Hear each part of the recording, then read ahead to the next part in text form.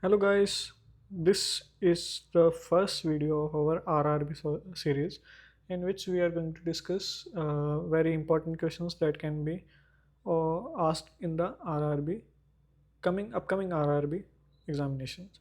So all these questions which we are going to discuss here are previously been asked in the RRB examinations. So let's discuss them one by one. So the first question is, which of the following dialysate flow rate is appropriate for SLED? So we have four options and four different ranges. First one is 100 to 500 ml per minute. Option B is 100 to 300 ml per minute. Option C is 750 and option D is 500. So the answer will be 100 to 300 ml. So in SLED we use lower dialysate flow rate than conventional HD, and this is to allow gentle and prolonged dialysis because mainly the patients which we deal in SLED are not that much hemodynamically stable and cannot sustain conventional HD. So that's why the flow rates are kept in this particular range. Moving to the second question, it is, which of the following indicate a possible complication at the vascular access site? So here we have four different conditions. The first one is saying slight oozing that stops within 5 minutes. Option B is saying soft, non-painful exercise with steady dreary. Option C is saying swelling, pain and absence of thrill. And option D is saying slightly bruising around the needle insertions. So out of these four, what do you think will be the possible complication? So what I think particularly here will be the swelling, pain and absence of thrills are some major complications. So my answer will be this. Indicates, since all these three are indications, they can indicate thrombosis, infiltration and access failure. Moving to the third question, it is saying which component of hemodialysis machine ensures dialysate composition remain within the prescribed limit by measuring solute concentrations. So it is particularly asking us which component do this job. So here we have to measure the solute concentration, and we all know it is done by dialysate conductivity monitor, since it ensures correct electrolyte concentration in the dialysate. Ultrafiltration control system measures the ultrafiltration, mm, and the blood leak detectors generally does check that if there is any kind of blood leak into the dialysate, and the air detector does check the air in the system. So the answer will be dialysate conductivity monitor. Moving to the fourth question, it is saying the kidneys are located in which region of the abdomen? So here we have four different regions.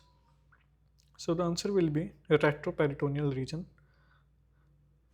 Moving to the fifth question, it is, how is the dialysate mixture created in the hemodialysis machine? So here we have four options. One is saying mixing water and sodium bicarbonate only.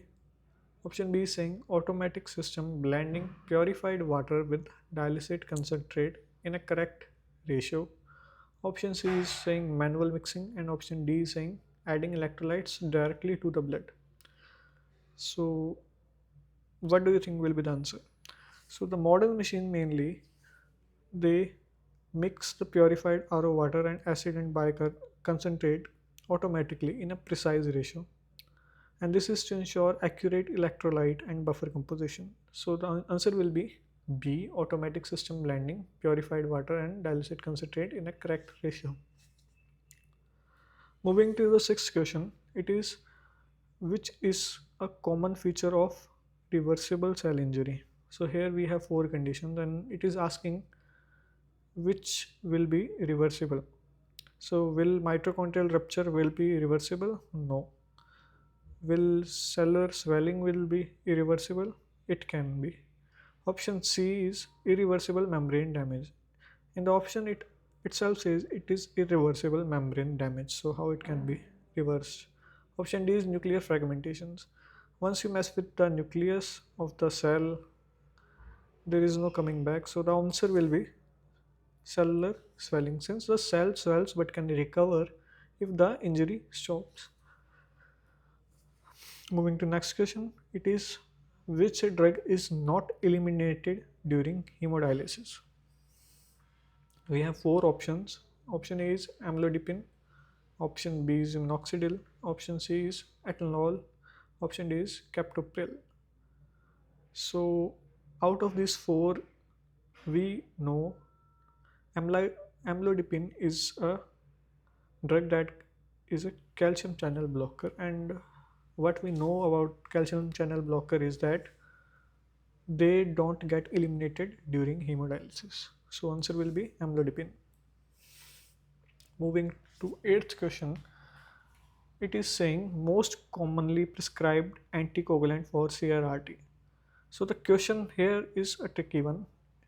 Many of you will answer it citrate rather than unfractionated heparin, but the question is asking here is most commonly prescribed anticoagulant. So why the answer will be unfractionated heparin and not citrate? Because unfractionated heparin is most commonly used in CRRT because it is easy to monitor, it is reversible and familiar. However, regional citrate is also widely used but requires close monitoring of calcium and acid base balance. So here the question is asking most commonly prescribed or most commonly used. We do suggest everybody to use regional citrate, but since it is difficult to monitor, that's why the most presently commonly used is unfractionated heparin.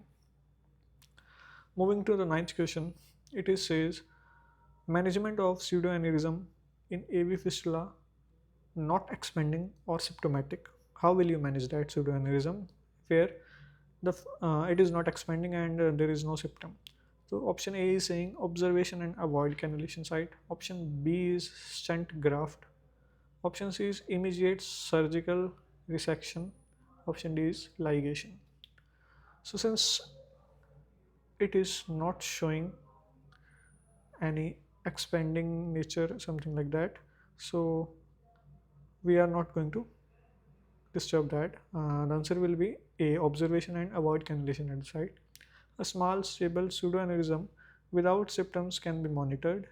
Cannulating the area should be avoided since it can rupture and can cause enlargement of the fistula. Moving to next question, it is which statement is true regarding type B dialyzer reaction? So option A is it occurs within 5 minutes. Option B is caused by ethylene oxide residues. Option C is present with chest and back pain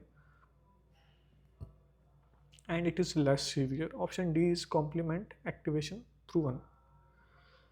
So I will remove the first option since it does not occur within the first 5 minutes.